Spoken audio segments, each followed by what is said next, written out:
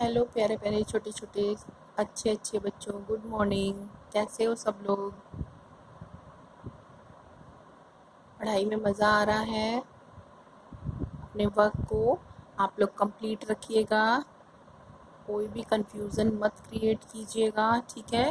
Hindi medium वाले बच्चे मेरे दिए हुए क्वेश्चन आंसर्स को करेंगे और इंग्लिश मीडियम वाले बच्चे इंग्लिश मिस के दिए हुए क्वेश्चन आंसर्स को अपनी कॉपी पर करेंगे और ठीक उसी तरीके से हम लोग पढ़ाई भी करेंगे। जो मैं पढ़ा रही हूँ वो हिंदी मीडियम वाले बच्चे उसको करते चलेंगे। क्लियर बच्चों? लास्ट वीडियो में हमने आपने पढ़ा था ये पृथ्वी का सूर्य के चारों ओर परिक्रमण करना और किस तरीके से इस परिक्रमण के कारण दिन रात और आपके ऋतु परिवर्तन होते हैं, ठीक है?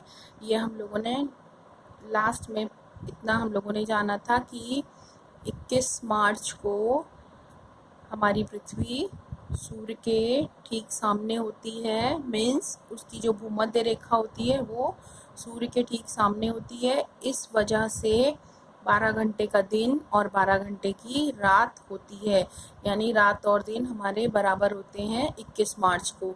और इस स्थिति को हम 21 मार्च की जो स्थिति होती है इसको हम बसंत ऋतु या बसंत विषुव कहते हैं, ठीक है?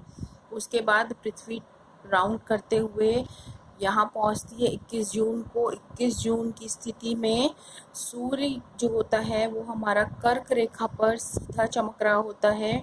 यहाँ भूमध्य रेखा पर था, यहाँ कर्क रेखा पर है।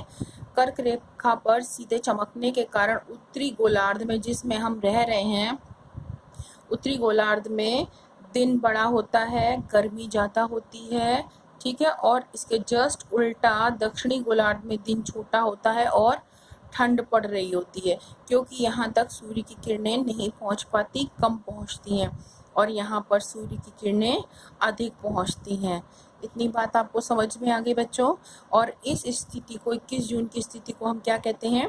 ग्रीष्म आयनात मैंने बताया था, ग्रीष्म संक्रांति या सूर्य का उत्तरायण होना, यानी उत्तर दिशा की ओर होना।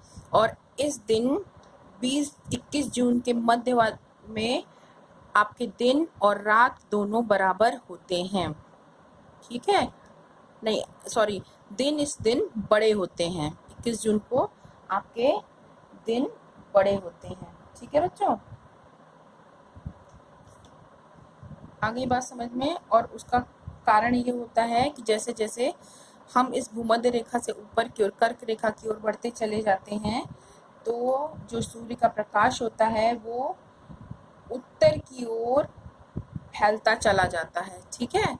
इस साइड में ज़्यादा होता है प्रकाश, उसको ज़्यादा प्राप्त होता है उत्तरी गोलार्ध को, इसलिए उत्तर की साइड में दिन लंबे होते हैं और रातें छोटी होने लगती हैं, ठीक? ये देखिए, ये आपका अक्ष है और ये इसका प्रकाश वृत्त है, मैंने पीछे बताया था। तो ये देखिए इस भाग में, उत्तरी भाग में, ये देखिए उत्तरी गोलार्ध में ये पूरा हिस्सा आपका दिन का है, ठीक है? और ये छोटा हिस्सा आपका रात का है, यानी दिन लंबे होंगे और रातें छोटी होंगी। किस साइड में? उत्तरी गोलार्ध में। कब? 21 जून को, ठीक है? ग्रीष्म आयनात की स्थिति में। उसके बाद में फिर आपकी पृथ्वी राउंड करते हुए यहाँ तक पहुँचती है 23 सितंबर के दिन। 23 सितंबर को दिन और रात बराबर होते हैं। क्यों? क्योंकि फिर सूर्य की सीधी किरणें भूमध्य रेखा पर पड़ रही होती हैं, जिसकी वजह से आधा दिन, ये देखिए नीचे की साइड में जो दक्षिणी गोलार्ध है वो पूरा रात में होता है और उत्तरी गोलार्ध प्रकाश की तरफ होता है तो दिन होता है। तो देखिए बच्चों, अब इसके बाद पृथ्वी यहाँ पर पहुँचेगी, ये 22 दिसंबर की स्थिति होगी। इस समय सूर्य आपका मकर रेखा पर सीधा चमकेगा, मैंने बताया था, और आपका यहाँ दक्षिणी गोलार्ध में दिन बड़ा होगा, गर्मी ज़्यादा होगी, और उत्तरी गोलार्ध में ठंड ज़्यादा होगी और दिन छोटे होंगे, ठीक है? ये शीत आयनात की स्थिति है, यानी सूर्य का दक्षिणायन होना, यानी सूर्य दक्षिण गोलार्ध में सीधा चमकेगा, ठीक है? बच्चों, आपने कभी कभी देखा है गर्मियों में दिन बहुत लंबे लंबे होते हैं और रातें बहुत छोटी सी लगती हैं, और जस्ट इसका उल्टा होता है कि जाड़े में दिन बहुत छोटे लगते हैं, ऐसा लगता है जल्दी से अंधेरा हो गया है और रात ख़त्म ही नहीं हो रही है, दिन स्टार्ट नहीं हो रहा है। ठीक है, तो उसका कारण वही है जो भी मैंने आपको बताया कि यहाँ 21 जून को जैसे जैसे हम भूमध्य रेखा से ध्रुवों की ओर बढ़ते जाते हैं, इसका प्रकाश वृत्त बढ़ता चला जाता है। ठीक है, इसलिए जैसे जैसे हम उत्तर की ओर बढ़ते हैं, दिन लंबे होते जाते हैं और रातें छोटी होती जाती हैं। इसके जस्ट उलट स्थिति में यहाँ पर दिन छोटे और रात लंबी होती है। अब इसके जस्ट उल्टे अगर हम इधर देखें 22 दिसंबर को, तो इससे जस्ट उल्टी स्थिति इधर होगी। यहाँ उत्तरी गोलार्ध में देखिए, यहाँ उत्तरी गोलार्ध में दिन आपके कैसे हो रहे थे, बड़े हो रहे थे, और जब सूर्य 22 दिसंबर को मकर रेखा पर चमकेगा यानी दक्षिणी गोलार्ध में होगा, तो यहाँ जस्ट उल्टा हो जाएगा। दिन लंबे होंगे दक्षिणी गोलार्ध में और रातें छोटी होने लगेंगी। जैसे यहाँ उत्तरी गोलार्ध में दिन लंबे थे और रातें छोटी थी, और दक्षिणी गोलार्ध में रातें लंबी थी, दिन छोटे थे, यहाँ जस्ट उल्टा हो जाएगा। यहाँ ठंड होने लगेगी उत्तरी गोलार्ध में और रातें लंबी और दिन छोटे हो जाएंगे। ठीक है, जस्ट इसकी उलट स्थिति होती है। अगर आपसे पूछा जाए कि 22 दिसंबर को क्या होगा और कौन सी स्थिति होगी, तो आप उत्तर यही देंगे कि यहाँ पर दक्षिणी गोलार्ध में मकर रेखा पर सूर्य के चमकने के कारण सूर्य का अधिक प्रकाश मकर रेखा को प्राप्त होगा, यानी दक्षिणी गोलार्ध में प्राप्त होगा, इसलिए यहाँ दिन लंबे हो जाएंगे, दक्षिणी गोलार्ध में गर्मी होने लगेगी और उत्तरी गोलार्ध में ठंड और दिन छोटे हो जाएंगे। बच्चों, जब हम क्रिसमस मनाते हैं ठंड में, दिसंबर के महीने में जब ठंड हो रही होती है, उस समय हम लोग क्रिसमस मनाते हैं। ठीक है, आपको पता है जस्ट उल्टा ऑस्ट्रेलिया में लोग क्या होता है और क्या करते हैं, वो लोग ग्रीष्म ऋतु में क्रिसमस मनाते हैं। ठीक है बच्चों, इसीलिए ग्रीष्म ऋतु में क्रिसमस मनाते हैं, क्योंकि जब हम क्रिसमस ठंड में मना रहे होते हैं, उस समय हमारे यहाँ ठंड पड़ रही होती है और सूर्य के मकर रेखा पे चमकने के कारण ऑस्ट्रेलिया में उस समय गर्मी हो रही होती है, इसलिए ऑस्ट्रेलिया के लोग ग्रीष्म ऋतु में क्रिसमस को सेलिब्रेट करते हैं। ठीक है, तो हम आप दिसंबर में 22 दिसंबर को ठंड में क्रिसमस सेलिब्रेट करते हैं 25 तारीख को, और इसी समय में जब हमारे यहाँ ठंड होती है तो ऑस्ट्रेलिया में ग्रीष्म ऋतु में लोग क्रिसमस को सेलिब्रेट करते हैं। ठीक है, रीज़न अगर आपसे पूछा जाए कि ऑस्ट्रेलिया के लोग ग्रीष्म ऋतु में क्रिसमस क्यों सेलिब्रेट करते हैं, तो आपका जवाब यही होगा कि मकर रेखा पर सूर्य के सीधे चमकने के कारण दक्षिणी गोलार्ध में उस समय गर्मी की ऋतु होती है या गर्मी हो रही होती है, इसलिए उस समय में ग्रीष्म ऋतु के कारण लोग ऑस्ट्रेलिया के गर्मी में क्रिसमस को सेलिब्रेट करते हैं। ठीक है बच्चों, इतनी बात। अब देखिए, इसी के कारण आपकी ऋतुएं बदलती हैं। अब देखिए ऋतुएं कैसे परिवर्तित होती हैं, ये देखिए, हम जनवरी से स्टार्ट करते हैं। जनवरी में आप चले फरवरी और मार्च की तरफ। यहाँ जनवरी से चलते मार्च की तरफ बढ़ते बढ़ते सूर्य हमारा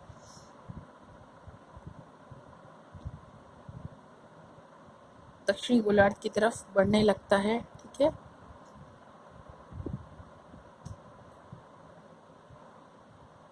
और दोनों साइड में ना बहुत तेज़ गर्मी हो रही होती है ना बहुत ठंड हो रही होती है, इसलिए ऊपर बसंत ऋतु होती है और दक्षिणी गोलार्ध में शरद ऋतु होती है। ठीक है, फिर आगे अप्रैल मई और जून में आगे बढ़ते हुए जब पृथ्वी घूम करके जून तक पहुंचती है, तब उत्तरी गोलार्ध सूर्य की सीध में हो जाता है और उत्तरी गोलार्ध में ग्रीष्म ऋतु होने लगती है और आपकी दक्षिणी गोलार्ध में शीत ऋतु होने लगती है। ठीक है, फिर जून से जुलाई, अगस्त और सितंबर की तरफ जब हम बढ़ते हैं तो पृथ्वी हमारी घूम चुकी होती है और सूर्य की किरणें फिर वापस भूमध्य रेखा से हट करके कर्क रेखा की तरफ को पहुंचती हैं और यहाँ शरद ऋतु होने लगती है और दक्षिणी गोलार्ध में बसंत ऋतु होने लगती है। अक्टूबर, नवंबर, दिसंबर में उत्तरी गोलार्ध तक पहुँचते पहुँचते शीत ऋतु हो जाती है, क्योंकि इस समय सूर्य दक्षिणी गोलार्ध में सीधा चमक रहा होता है और दक्षिणी गोलार्ध में ग्रीष्म ऋतु होती है। ठीक है, इस तरीके से पृथ्वी के परिक्रमण गति के कारण ऋतु परिवर्तन होता है। अब इसके साथ में आपके कोर्स में एक चीज़ और है बेटा, क्षितिज। क्षितिज किसे कहते हैं? पृथ्वी और आकाश जिस जगह पर मिल रहे होते हैं, आप बहुत दूर में देखिए, किसी एक जगह स्थिर खड़े हो जाइए, स्थिर खड़े होकर के आप बहुत दूर तक का देखिए। दूर देखने पर आपको एक जगह पे ऐसा लगेगा कि धरती और आकाश आपके एक दूसरे से मिलते हुए दिखाई दे रहे हैं। ठीक है, तो वो जो जगह होगी जहाँ पर पृथ्वी और आकाश आपस में मिलते हुए दिखाई देंगे, उस जगह को, उस लाइन को हम क्षितिज कहते हैं। ठीक है, इसको ध्यान रखिएगा। इसके अलावा आपके कोर्स में ताप कटिबंध हैं। ये देखिए, हमारी पृथ्वी पर पीछे आपने पढ़ा था कर्क रेखा, मकर रेखा, विषुवत रेखा, ये सारी रेखाएं हैं। उसके अलावा आर्कटिक रेखा और अंटार्कटिक रेखा भी है, जिसे हम उत्तरी वृत्त ध्रुव या दक्षिणी वृत्त ध्रुव भी कहते हैं। देखिए, ये आपकी भूमध्य रेखा 0 डिग्री की उत्तरी गोलार्ध में 23.5 डिग्री या 23.5 डिग्री उत्तरी गोलार्ध में, ये आपकी कर्क रेखा है। उत्तरी गोलार्ध में 66.5 डिग्री या 66.5 डिग्री उत्तरी अक्षांश जो रेखा है वो आपकी आर्कटिक रेखा है या उत्तरी ध्रुव वृत्त है, और फिर ये 90 डिग्री पर आपका ध्रुव है। इसी तरीके से दक्षिणी गोलार्ध में देखिए, 23.5 डिग्री दक्षिणी गोलार्ध में जो लाइन है वो आपकी मकर रेखा है। 66.5 डिग्री दक्षिणी गोलार्ध में जो आपकी लाइन है, रेखा है, वो आपकी अंटार्कटिक वृत्त है या दक्षिणी ध्रुव वृत्त है, और फिर ये दक्षिणी ध्रुव है।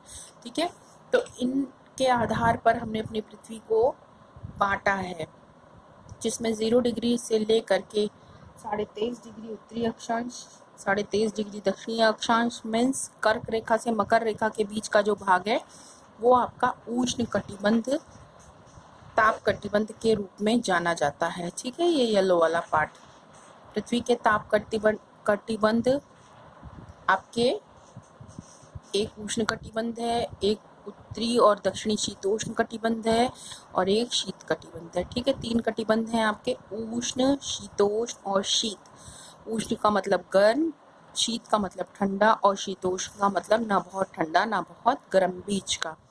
तो कर्क रेखा से मकर रेखा के बीच का जो भाग है वो आपका उष्ण कटिबंध है। ठीक है, यहाँ पर एक बार सूर्य आपके सिर के ऊपर जरूर होता है, क्योंकि यहाँ सूर्य की सीधी किरणें प्राप्त होती हैं, इसलिए पूरे दिन भर में किसी भी एक समय सूर्य आपके सिर के ऊपर सीधे में जरूर आता है। सूर्य की सीधी किरणें हमको प्राप्त होती हैं, इसीलिए इस कटिबंध में सबसे अधिक सूर्य की किरणें मिलती हैं, सबसे अधिक सूर्य ताप मिलता है, इसीलिए इसको उष्ण कटिबंध कहते हैं। इसके बाद में 23.5 डिग्री उत्तरी अक्षांश दक्षिणी अक्षांश से लेकर के 66 डिग्री उत्तरी दक्षिणी अक्षांश, मीन्स कर्क रेखा मकर रेखा से लेकर के आर्कटिक वृत्त या अंटार्कटिक वृत्त यानी उत्तरी ध्रुव वृत्त या दक्षिणी ध्रुव वृत्त तक का जो भाग है वो आपका उत्तरी और दक्षिणी शीतोष्ण कटिबंध कहलाता है। ठीक है, उत्तर के साइड वाला उत्तरी शीतोष्ण कटिबंध, दक्षिण के साइड वाला दक्षिणी शीतोष्ण कटिबंध। ये भाग आपका ना बहुत गर्म होता है ना बहुत ठंडा होता है। ध्रुवों की ओर यानी कि भूमध्य रेखा से इस तरफ को बढ़ने पर सूर्य की किरणें यहाँ तिरछी पड़ने लगती हैं, यहाँ एकदम सीधी, यहाँ तक आते आते किरणें तिरछी होने लगती हैं, इसलिए यहाँ पर सूर्य का ताप धीरे धीरे कम पहुँचने लगता है। ठीक है, ना बहुत अधिक पहुँचता है ना बहुत कम पहुँचता है, इसलिए इस क्षेत्र को हम शीतोष्ण कटिबंध का क्षेत्र कहते हैं। इसके बाद ऊपर की तरफ बढ़ते हैं तो ये शीत कटिबंध का क्षेत्र है। यहाँ पर सूर्य की किरणें बहुत ज़्यादा तिरछी पड़ती हैं, और जब तक वो पहुँचती हैं तब तक सूर्य के ताप में जो भी ऊष्मा होती है वो धीरे धीरे यहाँ तक पहुँचते हुए खत्म हो जाती है और यहाँ तक नहीं पहुँच पाती, इसीलिए ये क्षेत्र शीत रहता है, इसलिए इसको शीत कटिबंध कहते हैं। तो बच्चों, आपके कोर्स में ये पृथ्वी के ताप कटिबंध हैं। आपके 3 ताप कटिबंध हैं, उष्ण ताप कटिबंध पेटी, उत्तरी दक्षिणी शीतोष्ण कटिबंध पेटी और शीत कटिबंध पेटी। ठीक है, ये आपको पढ़ने हैं और ये डायग्राम आपको अपनी कॉपी पर बनाना है। ये चैप्टर आपका फिनिश हो गया है। इस चैप्टर के साथ में